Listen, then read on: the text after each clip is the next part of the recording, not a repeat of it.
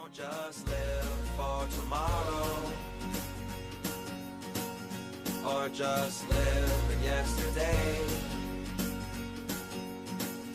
Just be glad for all you have that's in today. Hey everyone, Connie here, and welcome to my blind reaction to Regular Show episodes 3 and 4. So yeah, we're doing another 2 episodes this week. I just feel like it's the right amount to go with here. So yeah, the first 2 episodes pleasantly surprised me. I honestly didn't know what to think of this show, like just from the few clips and stuff I had seen prior to checking it out. I honestly just didn't know what to think. I didn't have any negative thoughts toward it necessarily, but nothing really positive either. It was more along the lines of I didn't want to make any assumptions. Because I didn't know exactly where it was trying to go with, again, the few clips I had seen and everything, and the character designs and all of that. So I really just wasn't sure how it was going to end up being. But yeah, I was pleasantly surprised and it ended up being pretty good. Not amazing, not phenomenal or anything, but pretty good. And I have heard, of course, that this series is another one of those that gets better with time, but you could say that about most shows, to be honest. So what we got with our first 2 episodes seemed to be like blending an ordinary situation with extraordinary results. Such as the one episode, which I think was episode 2, where they had to, or no, maybe that was episode 1. I don't remember which was which. Either way, Rigby and Mordecai, yeah, that's their names, were tasked with cleaning up, organizing the chairs for an upcoming birthday party that was being put on by their boss, I guess. I'm still not 100% sure what their job is supposed to be. Like, I know they work for the one dude, the gumball dude. I don't remember his name right now. But what is their actual job? Just event planning and organizing? Is that what it's supposed to be? I hope we get more clarification with that in the future. But, so they're being tasked with setting up chairs and everything, which is a pretty simple, basic task. But they kind of see it as something that's boring and monotonous, and so they make a bet with him that they will set up the chairs to the best of their ability so that they never have to do it again. And he takes the bet, and so, if you remember, it seems like a just ordinary setup, right? But they end up discovering these arcade cabinets and releasing Satan.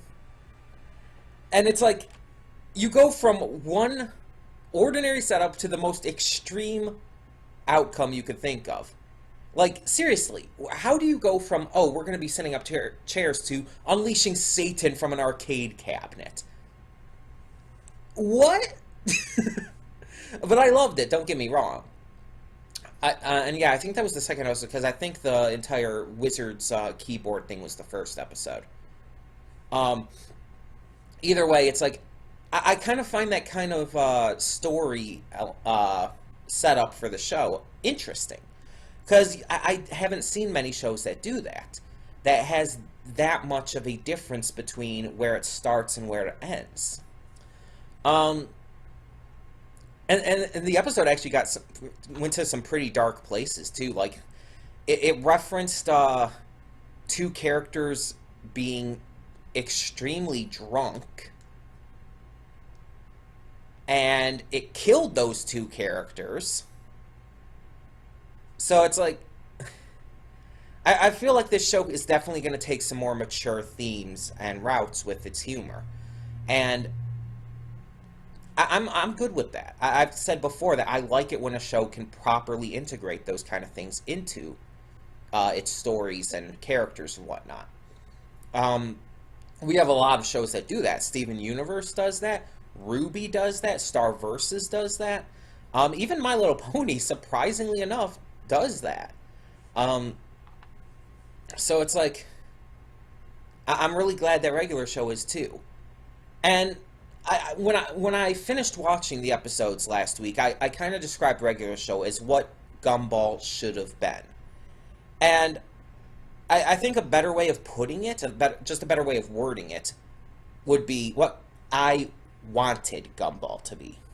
What I thought Gumball should have been. Because, again, I had seen clips of Gumball before I started checking that out, and it seems like they were making these, like, really relevant pop culture jokes and stuff. Such as the part with the social justice warrior fight. And various other things. And from what I found out, the show does do that, but in later seasons, it takes a while to actually get to that. And my thoughts on any show I react to has always been that I should not have to wait and wade through sludge, basically, to get to the grassy meadow. I should not have to sit through a bunch of stuff that I'm just not enjoying, a bunch of crap, even in some cases, to get to the good stuff. And I'm not just going to skip ahead. I'm not one of those people who will skip ahead. If I'm going to watch a series, I'm going to watch the series. I'm going to watch every episode. And if I'm not enjoying it, I'm not going to just, again, sit through a bunch of sludge to get to the grassy meadow. I'm not going to just push and force myself to watch something I'm not enjoying just because the future might be brighter. That's not who I am. That's not what I believe in. I don't believe in that in any situation, not just in reactions. I don't believe you should have to force yourself to sit through the bad just to get to the good. I think that's a very stupid and self-destructive mindset. So, yeah, it's just I'm not one of those reactors who will do that, which is why I do tend to drop more shows than mostly any other reactors out there. I think the only other one who might drop as many shows as I do is possibly Smurf. And the only difference is I usually make a bigger announcement and make sure people know when I drop a show rather than just dropping it. But yeah. That's what Gumball was like for me. But fortunately, it doesn't seem like regular show is going to be like that. That's why I refer to regular show as what Gumball should have been, or what I think Gumball should have been, what I wanted Gumball to be. Something that is not perfect right off the bat, but hooks me in. Gumball didn't do that for me. But I'm glad regular show is, because this is another one that's extremely popular and has a huge, huge following. So I'm hoping it continues to do so. I'm hoping that regular show continues to be this perfect blend of, well, regular activities with the most extreme outcomes.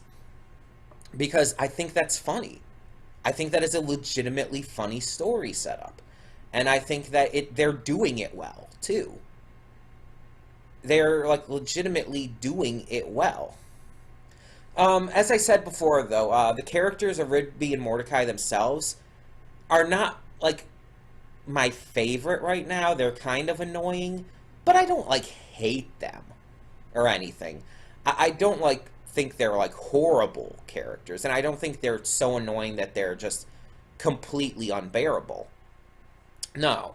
It's just they're kind of childish. For being young adult characters, canonically, it made a point of saying that. What were they, like 23, I believe? They act like middle schoolers, or maybe ninth graders. Though in some countries, ninth grade is still middle school. But you get the point. They act like they're like 13, 14 years old. And it's like, I get that that's probably the demographic they're going for here, that they're trying to appeal to that age group. But you can appeal to an age group without having your characters act like that age group. I mean, My Little Pony, I'm going to keep bringing that up because it is one of my favorite shows. Plus, it's a good example to use for this. My Little Pony is made to appeal to a young demographic. Let's just be honest. Despite its huge adult fan base, My Little Pony was created to appeal to a young female demographic. Even this current generation was made mostly marketed towards the young female demographic.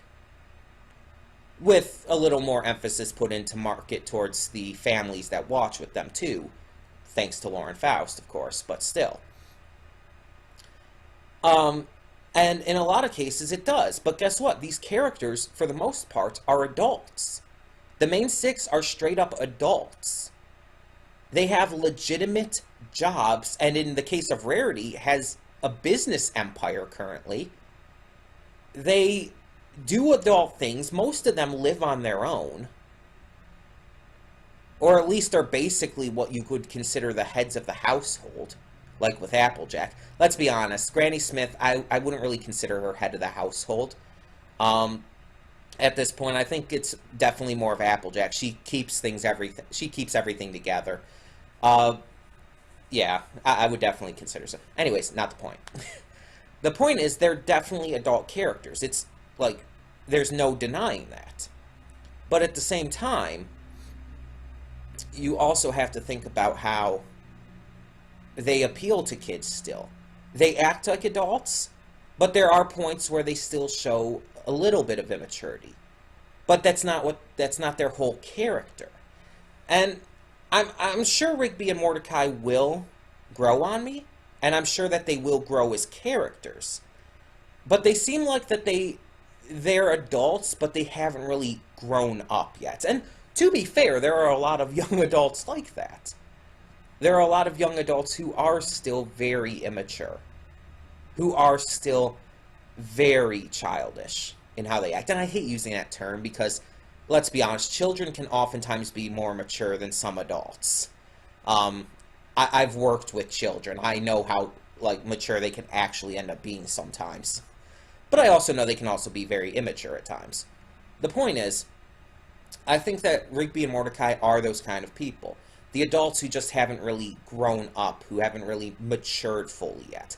And I don't know if that's because of, maybe they were coddled by their families and not, helped into adulthood. I don't know if we don't even know who their families are or, what they're like yet. So, for all we know, maybe they don't have that attentive and caring and supportive of families. It's possible. And if you know, by the way, as always, no spoilers. I want to find this stuff out for myself. I'm just thinking about things. But we should actually get on with these episodes, because we got 2 to go today, and I am getting kind of a late start today just because of various reasons. So either way, thank you all so much for tuning in, and let's hope that these next 2 episodes are as good as the first 2, or even better, of course. So, when the screen fades to black, pause this redirect and go to the description below. Follow the link to the reaction, and after you watch it, come back here to the redirect and resume play. Because after it fades to black and then fades back in, everything from that point forward will be my afterthoughts and will contain spoilers to the episodes. So that being said, thank you so much for tuning in, and I will see you at the reaction. Okay, and we are back, and we will begin with spoilers in 3, 2, 1, now. Okay, so I have a little bit of a mixed reaction to these 2 episodes. I thought the first episode was pretty good, but the second one, it wasn't bad, but I'll get to that in a moment. So, the first episode definitely continued with the formula that I had talked about before, about ordinary circumstances leading to an extraordinary outcome. So, Rigby and Mordecai want to get these concert tickets for this concert called Fist Pump. And they seem to be like this concert that is geared towards a younger generation, but seems to have at least some level of an adult following, which definitely a bit relatable there. And even for music, there are artists who have been geared towards one generation or something. They have a following in a much more recent generation that might be surprising to some people. There are a lot of people that are surprised so many kids in all of the current generation know the Beatles or Queen or whatnot. And there are people who are surprised that there are members of the older generation, 60s and up, who know and are fans of the likes of Ariana Grande or whoever else is big these days. I don't pay attention to a lot of the really popular music in the current day, but still, you get the idea. So it's definitely a relatable idea, and that's their goal. In fact, they're going to do some extra work in order to get the extra money for the tickets. And they do the work. Like, they legitimately do the work, which is actually really cool of them. It's actually, it shows that they're willing to go out of their comfort zone and do something they don't want to do for the sake of getting something they want, which works to a degree. And I'm not going to get too into this because definitely a topic for another day, but if you are willing to do that, that's all great, but it should never be an expectation. You should never be expected to do that to be able to live your life in a positive way that you can be proud of and that you can enjoy. You should never be expected to go through, kind of like what I had said before in the pre-thoughts. You should never be expected to go through the sludge to get to the green pasture, or green meadow, or whatever I said exactly. I think I said meadow. You should never be expected to do that. If you want to do that, if you want to go through and do something that you normally wouldn't want to do just for the sake of that, that's fine. Go for it. I'm not putting down anyone who chooses to do that. But if someone doesn't want to do that, then they shouldn't have to, basically. It's just an interesting thing to bring up, that they were more than willing to do it, and they did, and they seem to have done it really well. So it's not like they're, like, it's not like they're unable to do the job most of the time. They just don't personally want to.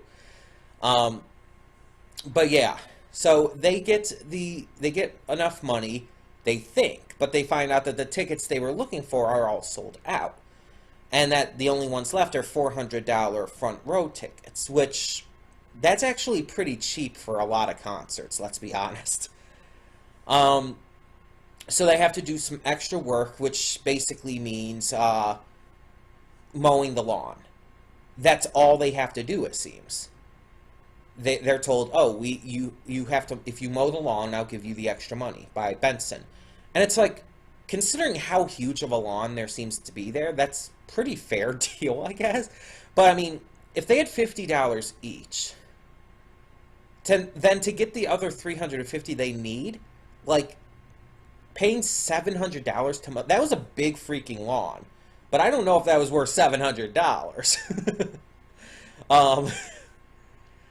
Altogether, like, for both of them. Unless they got some kind of, though they did kind of, like, they did kind of pull in his entire wallet, so, I don't know. Either way, so they had been using coffee to help them stay awake to be able to do all of this, which is completely fair. Like, again, as I mentioned during the reaction, a lot of the caffeinated stuff, coffee, soda, tea, whatever, it doesn't personally keep me awake.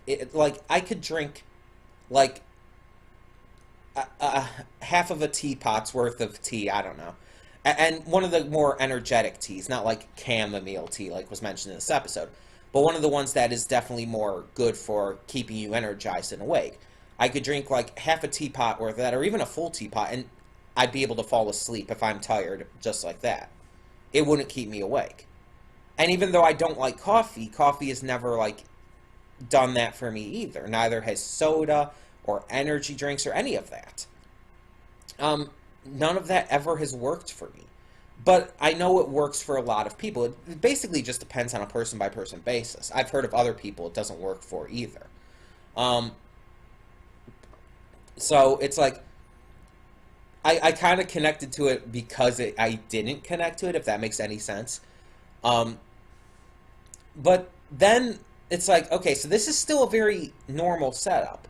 But then it's where it gets weird. So two of the people who are in the background at the concert venue suddenly appear at the Benson's place. I don't know what it's actually supposed to be. Benson's place. We still don't even fully know what their jobs are. So they appear at Benson's place. One is a giant coffee bean wearing pretty much nothing but underwear, and the other is a well-dressed Japanese man translating for him. And so the coffee bean basically agrees to give them his coffee, which comes from pretty much everywhere and everything, and it's really weird and kind of creepy. But he agrees to give it to them as long as they sign a contract for him. And Rigby signs it without even thinking about it, without reading it or anything. And apparently the contract said that they had to get tickets for them as well, which honestly is completely fair. Like, if you think about it, if that's what the contract is, it's like, oh, we'll give you the coffee you need to stay awake to do this job to get the extra money, as long as you get us in as well. That's actually completely fair. Because think about it. It's a, you scratch my back, I scratch yours kind of situation. It's mutually beneficial. So, yeah, it was a completely fair contract. Apparently there was no fine print. It's just Rigby didn't read it. That was the issue. But yeah, it's definitely that part with the entire coffee bean situation where it like went way out of left field with this episode. It wasn't as crazy as some of the other stuff that these episodes have done. Like with the first episode when they went to the moon and everything, and the second episode with Satan being summoned from the arcade machine. It definitely wasn't as wild and weird as that, but it was definitely still weird. And I really enjoyed it, though. I thought it was fun. I thought it was funny. It introduced us to a new character. Mordecai has a love interest, apparently. And, I mean, I can see, like, how people could find her appealing in her design, but it's just like, I personally don't. I mean, I just put up a video about 100 different fictional characters that I find attractive. But yeah, she wouldn't be one of them. And I think I've seen art of her before, but yeah, they really went an interesting route by showing her, basically showing her bra, like straight up under that, under that top. It's like, wow, I mean, that's a realistic outfit that a lot of women will wear to a lot of these concerts and whatnot. Yeah, I've definitely seen that. But I'm surprised that that they got away with that, honestly. It's a little risky. I mean, it's not like they showed her cleavage or anything, but still. I mean, kudos to them for being able to do that. I don't know. Maybe that's just me. I have no problem, by the way, with an outfit like that. I think if a girl wants to wear an outfit like that, or anyone really, then they should be allowed to. I think there's nothing wrong with that. I personally would probably never wear an outfit like that, but I mean, you never know. But, yeah, if anyone would want to, go ahead, do it. But I'm just saying, for a show that is marketed towards a younger demographic, which they made fun of in these episodes, by the way, yeah, that's just a little risky. But let's get on with the second episode, and the one I liked a little less. Again, it wasn't a bad episode, but it started off, once again, on a kind of relatable note. Video games. I've played video games pretty much my entire life. I, of course, started with the classics like Super Mario Bros. 3 and TMNT and stuff on the like Super Nintendo and whatnot. I had Super Nintendo, I had an N64, we had a Wii, well, we had a couple Wiis, actually. We've pretty much had every system. I used to have a PlayStation 2 at one point. I think at one point I actually did have a PlayStation 1. But I think it was for a short time. I don't remember what happened to it. I know that I had a Game Boy. I had a Game Boy, I had a Game Boy Advance, I had an SP, I had a DS, a DS Lite, a 3DS. I've had pretty much all of those. But yeah, it's like I've had handheld systems, I've had consoles, I've played games on my laptop, obviously. And it's just like, it was very relatable, especially the thing about playing with a friend and arguing about who would be player 1 and player 2. And a lot of time, like, I know that the punchies thing, I know that's actually a legitimate thing that kids have done. Me and my friends never did that. We usually just did rock, paper, scissors, and even though we might be disappointed by the result, we always went with it. Like, if we could not decide. Usually, we were usually fine, like, whoever called it first. But if we couldn't decide, we would do rock, paper, scissors. That's just how we did it. But yeah, the entire thing about, like, oh, these graphics look so good, that has always been a thing. No matter what generation it has, that has always been a thing. Even when the graphics admittedly weren't that good. But in that time, they were. Like, looking back on graphics, like, for Ocarina of Time, it's like, looking back on that now, it's like, nah, it wasn't that great. They're not bad, it just wasn't that great. But for the time, those were amazing graphics. So it's like, yeah. And obviously they were going a little much with that in this episode, because the graphics were clearly more, like, NES days. But still, like, that kind of concept has been there, and I could relate to that with this episode, very much so. Even with the punchies thing, it's like, okay, that's one thing. But then I feel like it's after that the episode kind of went downhill for me.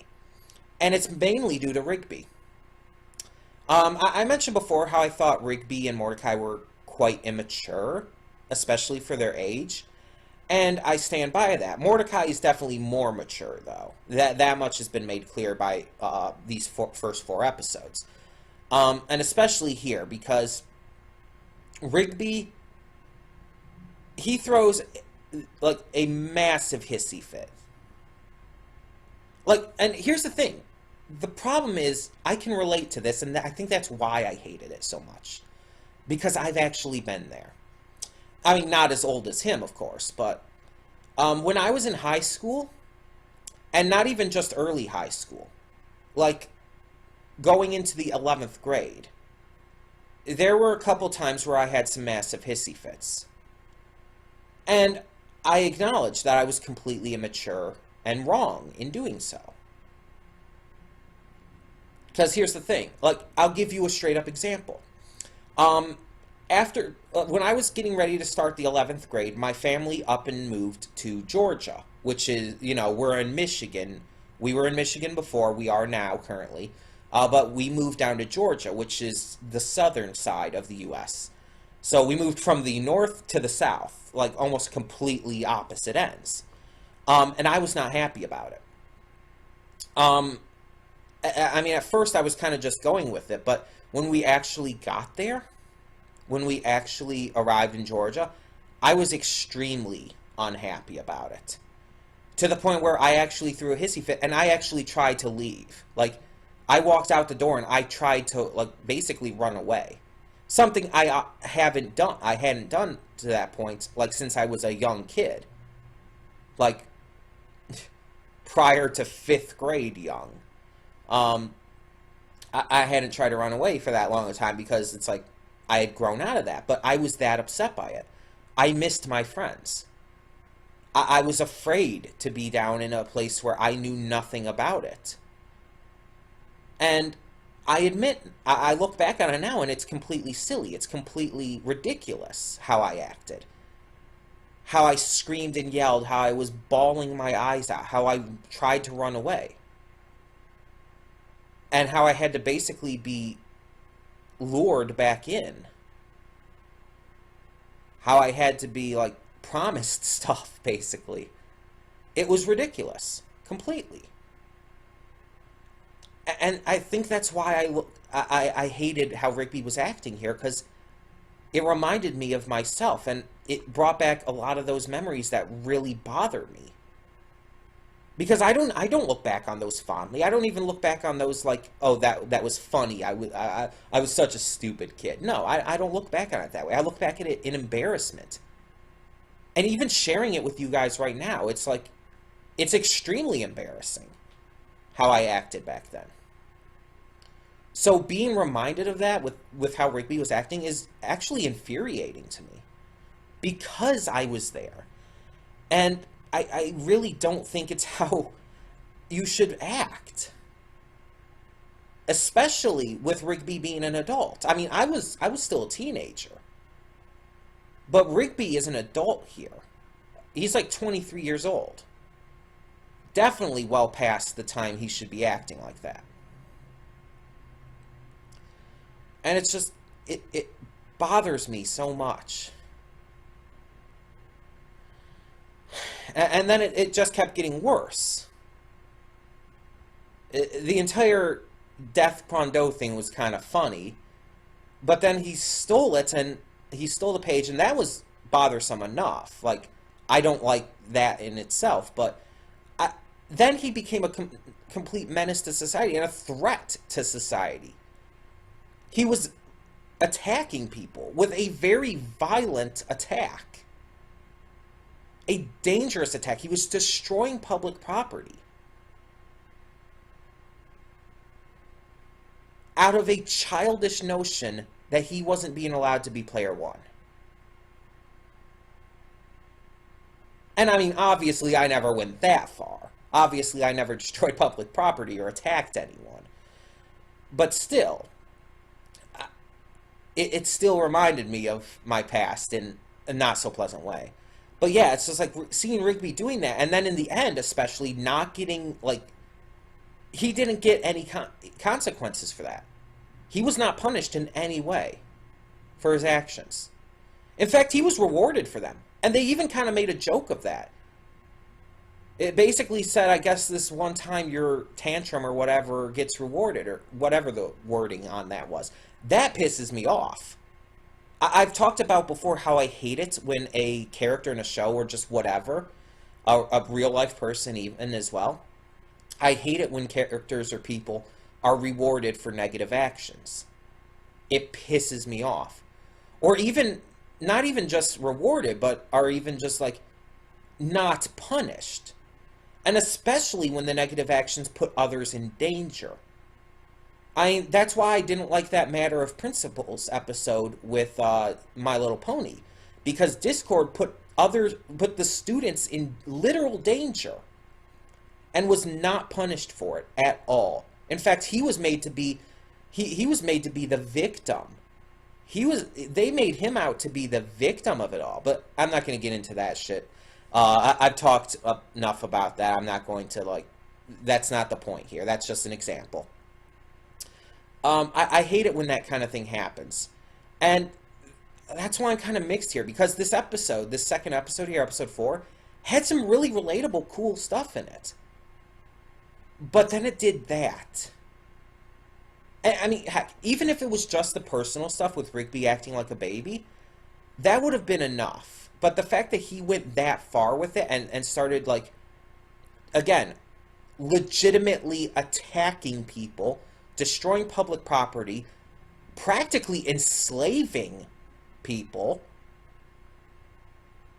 it's like, that just pissed me off.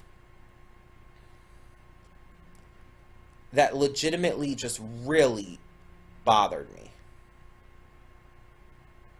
And, I mean, I don't expect every episode to be like this. I know that Rigby and Mordecai are kind of immature for their age. But that seemed like a very extreme example of that. And I don't think that every episode's going to be that bad with the immaturity. I really don't. I'm not going to hold it against the series for that. I'm not. It still did adhere to the entire thing I noticed, though. Normal circumstances going into an extraordinary outcome. Because it did still have a normal circumstance. Someone being upset over not being able to be player one. That is actually a really legitimate thing for a lot of kids. That is a legitimate thing. Again, I can relate to that even. But it went into an extraordinary reaction to him learning this secret, like, well, not even really secret, but this martial art that apparently is just, like, obnoxiously overpowered.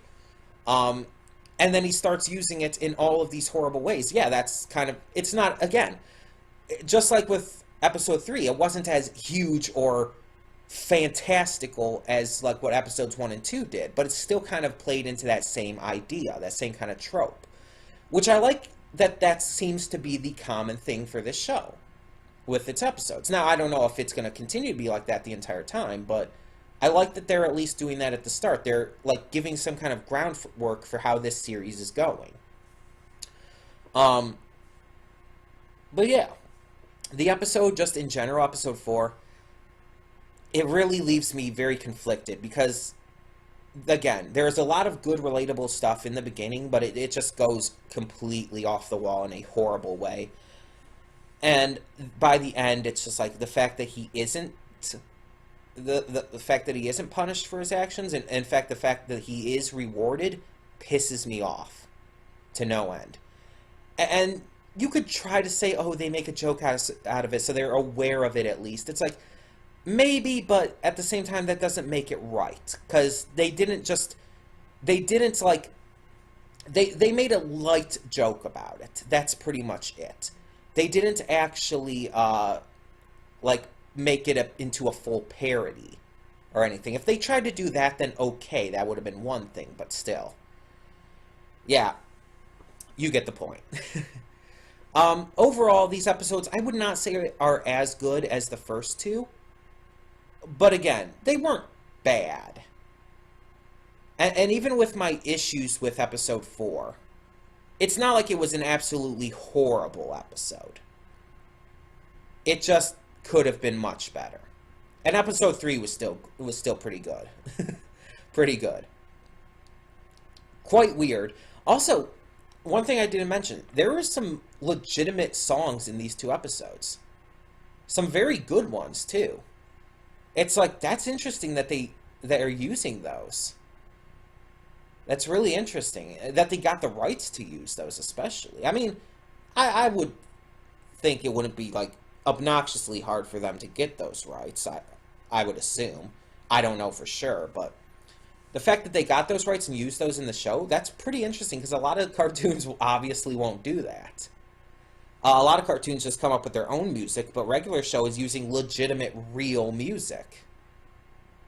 So, yeah, that's pretty cool. But yeah, overall, I definitely want to continue this still.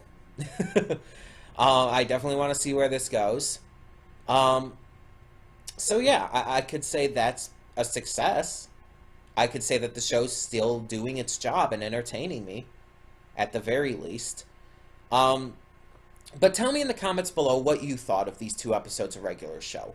Did you dislike what episode 4 did as much as I did?